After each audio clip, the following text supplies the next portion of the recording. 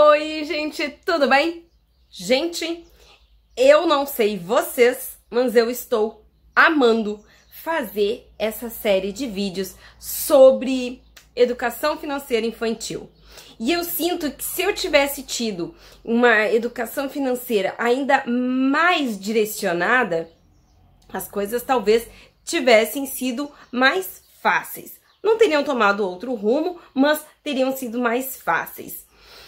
Lembrando que no vídeo anterior nós falamos sobre o pensamento de escassez. Talvez não tenha ficado muito claro, por isso eu trouxe alguns exemplos práticos da minha história de vida. Até porque esse vídeo também é visto pelos meus filhos e eu gostaria de fazer a leitura novamente de uma passagem do livro do Augusto Cury, Pais Brilhantes, Professores Fascinantes. Porque quando nos vem à cabeça alguns assuntos específicos, como este, pensamos logo que temos que buscar livros sobre finanças, sobre inteligência emocional, educação financeira, enfim, contabilidade, administração, enfim, e não é necessário. A gente só precisa ter em mente alguns conceitos bem claros, tá? E é isso que eu também quero deixar aí para vocês. Bom, em relação ao termo escassez, a minha história de vida vem com algumas bagagens da história de vida dos meus pais e dos antepassados deles, que foi vidas muito difíceis financeiramente, tá? Então, eles me trouxeram, até de repente inconscientemente, né, essa bagagem. No entanto, eu recebi algumas instruções, digamos assim, financeiras, as quais quero compartilhar com vocês e que estavam bem corretas, bem ok. A primeira delas foi o exemplo de vida dos meus pais. Gente, é tanta ideia que tem me passado, me ocorrido depois que iniciei essa série de vídeos que eu acabo tendo que anotar, porque senão eu me perco. Então vocês vão perceber que em alguns momentos eu estou checando a minha colinha. E é isso aí mesmo, tá, gente? Não tem texto decorado, algumas coisas a gente tem que refrescar a memória. Até porque, além de mãe, eu sou prof também e vocês sabem, né? Bom, primeiro, o exemplo. O exemplo este que eu falei já diversas vezes, tanto aqui no canal, como lá no Instagram. Aliás, fica o convite para quem ainda não nos segue no Instagram, siga lá, obviamente depois de ter, né, se inscrito aqui neste canal que traz tanto conteúdo bacana. Mas assim, gente, primeiro exemplo que eu tive, tá, foi dos meus pais. A história de vida deles em relação à vida profissional, à vida financeira. E eles sempre foram muito lúcidos, muito conscientes, não lúcidos, conscientes em relação às finanças. Afinal, a minha mãe, mesmo com muita dificuldade financeira, ela sempre teve reservas. Ela nunca gastou tudo, ela sempre teve uma reserva. Ela tinha um valor X para os gastos domésticos, um valor X para eventualidades e outro lá, guardadinho no banco. Sempre que possível, claro, e dentro das possibilidades financeiras que eles viviam no momento. Mas eles sempre tiveram. Minha mãe e meu pai, eu digo minha mãe nessa parte, porque a minha mãe que mexia mais com a vida bancária da família, tá? Minha mãe e meu pai sempre se viraram, sempre deram jeito e sempre deram show de empreendedorismo. Desde sempre. Talvez eles nem tenham consciência disso, mas sempre deram.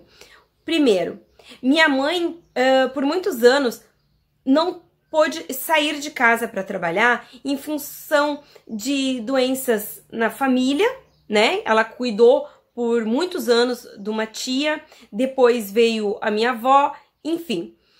Mas ela nunca ficou dependente de ninguém. Porque ela lavava roupa para outras pessoas, ela fazia faxina quando ficava desempregada, nas raras vezes que isso aconteceu. Ela fazia crochê e vendia. Ela fazia blusão, tricô, né, blusões para nós, para economizar. Ela chegou a pegar calçados em ateliê. São fábricas pequenininhas, quase que domésticas, digamos assim, de calçados para fazer em casa. Na época, eu me lembro que eles chamavam de enfiadinho. Eu não sei descrever para vocês como eram essa atividade, como era o processo. Mas ela levava sacoladas de calçados para casa, de um ateliê que fornecia para ela, e ela fazia isso junto com nós. E muitas vezes nós participamos desse processo e auxiliamos ela. Então a gente teve sempre essa percepção, sempre trabalhando, sempre correndo atrás, buscando. Nunca foi uma realidade ficar parada vendo a banda passar, como a gente diz aqui no sul.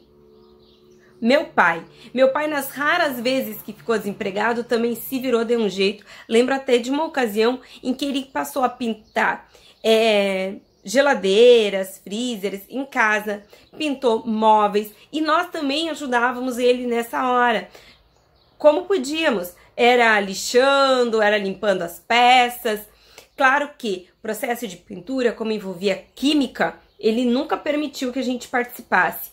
Mas eu lembro até hoje do cheiro da tinta usada por ele. Interessante, né, gente? E aí é que entra a parte do livro que eu queria ler para vocês, que diz assim: muitos pais trabalham para dar o mundo aos filhos, mas se esquecem de abrir o livro da sua vida para eles. As crianças estão participando da vida dos pais, os pais estão participando, participando efetivamente, tá? Não é só ali como uma plantinha para embelezar, não. Participando, vendo o pai buscando atrás, o pai trabalhando, e não só trabalhando, mas tem que ter as horas de lazer, enfim, vamos focar, né? Meu primeiro emprego. Minha mãe achou que eu estava ansiosa, que eu estava muito parada, que eu podia já experimentar, ter o gostinho do primeiro emprego. Surgiu uma oportunidade no mercado que ela trabalhava para degustação de bolos, tá? Bolos que o próprio mercado produzia. Então, montei lá uma banquinha, me foram fornecidos os bolos prontos ali da padaria do mercado. Eu fatiava, organizava numa bandeja bem bonitinho, bem atraente, e usava lábia. Então, essa minha capacidade de falar, de me comunicar, vem desde muito cedo. Eu me lembro que eu fiz isso aos 13, 14 anos de vida. Foi meu primeiro contato com o trabalho. Ali eu passei a tarde e vendi muita coisa. Então imagine, eu com 13, 14 anos, recebi uma chuva de elogios da gerência, dos clientes, até de alguns colegas da minha mãe. Senti aquele gostinho e nunca mais parei. Não parei de incomodar a minha mãe até que ela achou o que fazer comigo. Por quê? Porque dentro da nossa legislação, uma pessoa, uma criatura com essa idade não pode trabalhar, não é permitido trabalhar, a não ser que seja um jovem aprendiz. Minha mãe me matriculou num curso de pintura de tecido. E eu passei a produzir panos de prato. Eu fazia o pano de prato, a pintura. Minha mãe fazia a bainha, né, o acabamento e o crochê. E aí o pulo do gato, ou melhor, da gata. Ela me ensinou como eu deveria fazer a divisão, a gestão desse dinheiro. Porque uma parte eu tinha que guardar para investir, a outra eu guardaria para mim. E uma terceira eu poderia gastar. Ensinou direitinho. E ainda fez melhor. Dentro desse valor a investir, eu também tinha que pensar que eu tinha que pagar ela, já que ela era quase que minha sócia, fazendo parte do trabalho. Posteriormente, começamos, eu e minha professora, que fomos pioneiras em apresentar trabalhos na praça da nossa cidade. Depois, houve alguns problemas com a Associação de Artesãos, que não admitiu aquilo e nos tirou. Mas fomos as primeiras. Montamos uma barraquinha e começamos a oferecer nosso produto. Ali, eu tinha que, além de pagar a minha mãe, dar um percentual dessa venda para a minha professora. Então, eu tinha que trabalhar.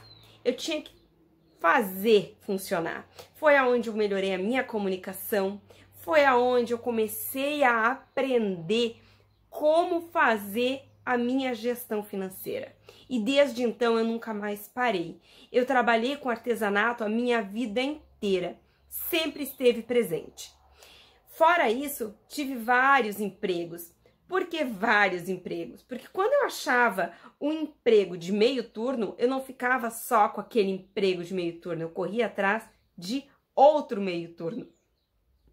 E sempre fui uma profissional de responsabilidades. Eu dificilmente chegava atrasada, raríssimas vezes, eu tinha comprometimento com as minhas atividades, e tudo isso porque eu tive o exemplo dos meus pais. Exemplo este que cabe a mim e ao meu marido darmos aos nossos filhos, e cabe a você também dar aos seus filhos, às suas crianças. Então, antes de ensinar sobre educação financeira, abra o livro da sua vida e conte aos seus filhos. Conte a eles, mostre a eles. Daí começamos a educação financeira, que vou contar para vocês no próximo vídeo, mais um pedacinho da educação financeira que nós começamos a implantar na vidinha do João Pedro. Eu espero que você tenha gostado desse vídeo, que foi um depoimento também, porque falou mais da minha vida do que realmente da estratégia de educação financeira que estamos adotando com o João Pedro, mas que faz parte de uma educação financeira, afinal, trata-se de um exemplo esse que move uma criança, a educação de uma criança. Então você faça um favor para mim se gostou. Se inscreva se ainda não é inscrito, deixe um comentário aqui que é muito importante para eu saber o que você está achando ou para eu saber como conduzir, porque essa história não vai parar tão cedo. Deixa seu joinha e compartilha com alguém, certinho? Muito, mas muito obrigado pela sua companhia. Um beijo, bom final de semana e boa semana!